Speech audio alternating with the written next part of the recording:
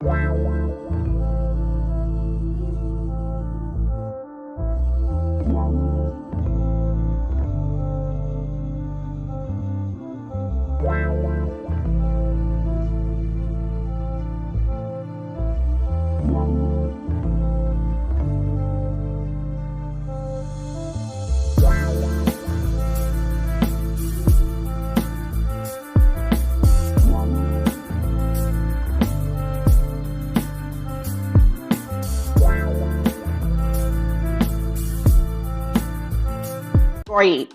The only successful language that I have ever been able to garner outside of my L1, meaning English, is American Sign Language.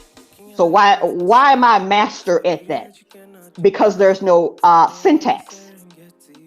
Right. I hate syntax in language. Now, I am a prolific writer, but when it comes to articulating, I fall short because I don't like the conjugation of verbs and the male-female respect and the present past tense. I just want to speak sometime. I don't want to be all she.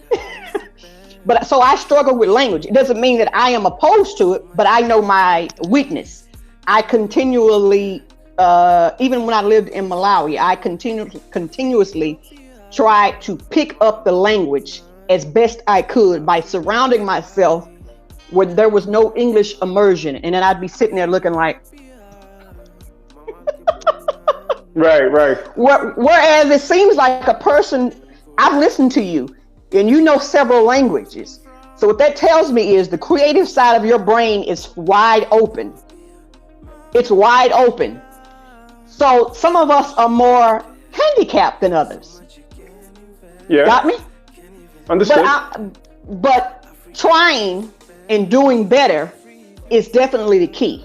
Not going in and just wanting to be in these expat enclaves, because that's what's happening. That really is what's happening. I have to be honest about that. So let me jump on that real quick, because when I went the second day that I was in, no, actually the next morning after I landed, I went straight to the hood. Straight. Okay? Because I'm not trying to be around the stushy. No, I don't do that. I'm telling you, many of the Black Americans that I saw in Ghana was trying their hardest to not be Black American, but they made themselves stand out more. I asked these brothers who sell paintings, I'm like, can you tell a Black American? He's like, yeah, they're the one with the dashikis, the big earrings, the head wraps. And I'm like, I get it. They go there trying to reinvent themselves, right? And then they end up living amongst themselves. They don't live amongst the people. And I am a man of the people. You know what I'm saying? Whether I'm Ghanaian or not, I want to rock with the locals.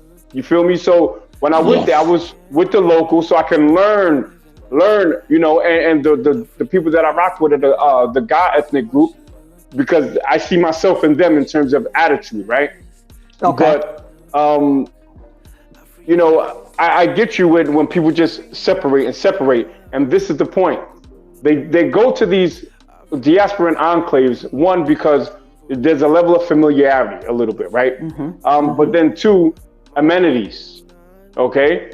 That's why I'm saying like this. I'm not going to leave the amenities that I have here where I am in the West to go to Ghana to live separate from Ghanaians. I'd rather just hold back and say, government of Ghana, do right by your people and bring their quality of life up. And once that raises, then I'll come. I'm not going there to try to be some separatist, walking around like, no, I can't do it. And I won't do it. That's just not how I was raised. I lived in many countries as a kid. I lived in Luisa Aldea, Puerto Rico when I was a kid. I lived in Nara, St. Thomas as a kid. When I lived in Nara, I used to hitchhike. My mom gave me enough money to get either to school, and I went to a school called Evelyn Marcelli in Frenchtown in St. Thomas, enough to either get school or to get back. So what we would do, we would hitchhike to school, go buy a Johnny cake in Charlotte, Amali, and hitchhike back. So I'm about that life. You know what I'm saying? And because I've lived it, you know what I'm saying? I look at it a little differently, you know?